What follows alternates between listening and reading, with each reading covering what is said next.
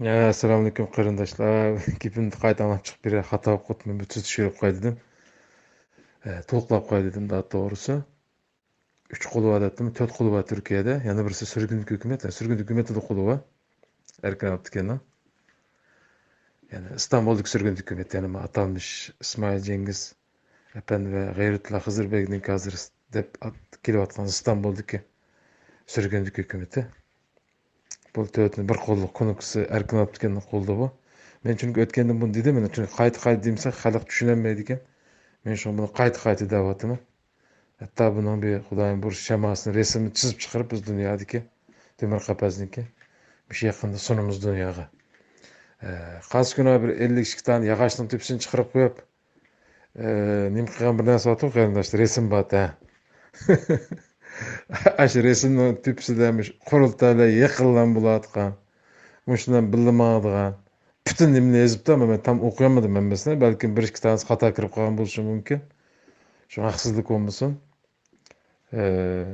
Yani mana muşu sistem, mana Temir Kapaz muşu. Aşağıdaki daraxtın tüpsüzlük 52 tane teşkilat. Bir qolluk bu. Erkin Alptiken'den qolda başqarılıp atıda. Erkin Alptiken'den qoldan başqarıldı desek hata oldu. Beijing ve Ürümçi'nin şüphelerim baçı. Dünyanın her qaysı yerlerinde. Hem kontrol qildi bunu. İşini qilib atam deb Tayvan tarafdan xizmatini yaxshi qilib atam Erkin Alptiken deb. Hem bununki ortaklaşıp burada.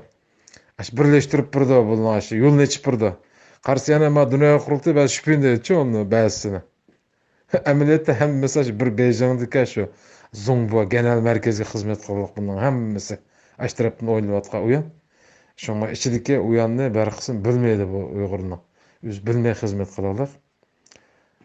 Mana 52 tane aşı digen muşu Temir Kapazını biz dünyada bulapım en başta Türkiye, Amerika, Germaniya, Fransiya, Angliya degende işte asaslık dünyanınki qarabırdan en çoğun devletler bizning mustaqilligimizga qildigan.